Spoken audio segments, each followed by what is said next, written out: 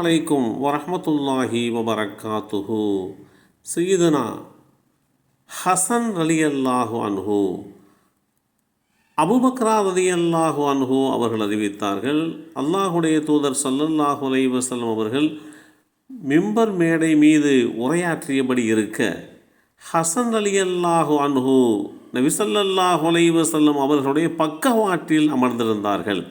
நபி ஸல்லல்லாஹு அலைஹி வஸல்லம் அவர்கள் ஒரு முறை மக்களையும் மறுமுறை ஹசன் ரலியல்லாஹு அன்ஹு அவர்களையும் நோக்கியபடி, இந்த என்னுடைய மகளின் மகன் மக்களின் தலைவராவார்.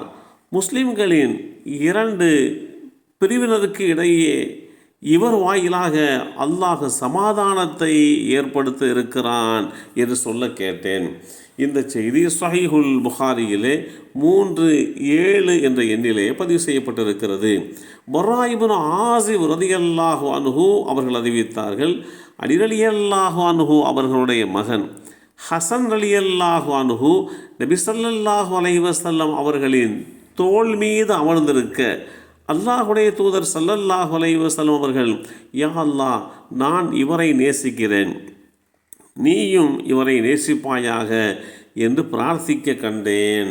இந்த செய்தி ஸஹீஹுல் புகாரியிலே 3-7-4-9 என்ற எண்ணிலே பதிவு செய்யப்பட்டிருக்கிறது.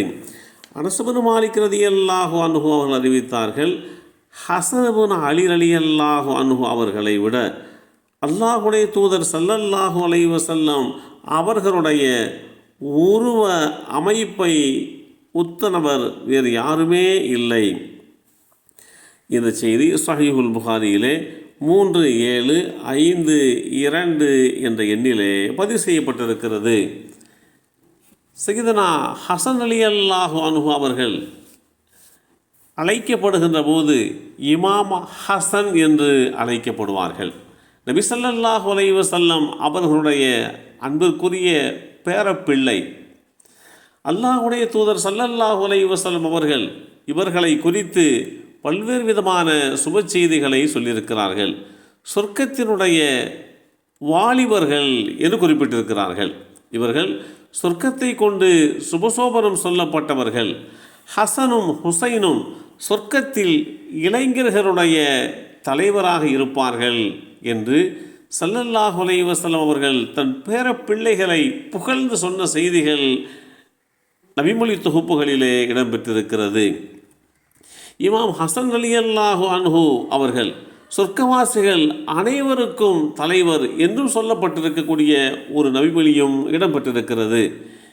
இத்தகைய விளக்கங்கள் மூலம் இமாம் ஹசன் ரலியல்லாஹு அன்ஹு அவர்கள் வெளிப்படுத்திய குணங்களை பற்றி அல்லாஹுடைய தூதர் ஸல்லல்லாஹு அலைஹி வஸல்லம் அவர்கள் குறிப்பிடுகிறார்கள். இமாம் ஹசன் ரலியல்லாஹு அன்ஹு அவர்களுடைய தந்தைக்கு பிறகு தெய்வீகமாக நியமிக்கப்பட்ட இமாம் பதவிக்கு மிகவும் தகுதியான நபர், அதில் எந்த விதமான சந்தேகமுமே இல்லை என்று குறிப்பிட்டார்கள். இமாம் ஹசன் ரலியல்லாஹு அன்ஹு அவர்களை அல் முஜ்தபா என்றும் தேர்ந்தெடுக்கப்பட்டவர் என்றும் இரண்டாவது இமாம் என்றும் இந்த சமுதாயத்தின் மூலமாக அறியப்பட்டிருக்கிறார்கள். அதை தேர்ந்தெடுக்கப்பட்ட அல் முஜ்தபாவாக மாற்றியது எது என்று நாம் ஆராய முற்படுகின்ற போது, அல்லாஹுடைய தூதர் ஸல்லல்லாஹு அலைஹி வஸல்லம் அவருடைய மறைவிற்கு பிறகு இமாம் ஹசன் ரலியல்லாஹு அன்ஹு அவர்கள் இந்த மார்க்கத்திலே நீதியை நிலைநாட்டுகின்ற அந்த காரியத்திலே தன்னடக்கத்தோடு செயல்பட்டார்கள் என்பதையும் நாம் அறிந்து கொள்ள முடிகின்றது. ஹசன் ரலியல்லாஹு அன்ஹு அவர்கள் மற்ற நபர்களிடமிருந்து வேறுபடுத்தி காட்டுகின்ற சில குணங்கள் மற்றும் குணாதிசயங்களை கொண்டிருந்தார்கள்.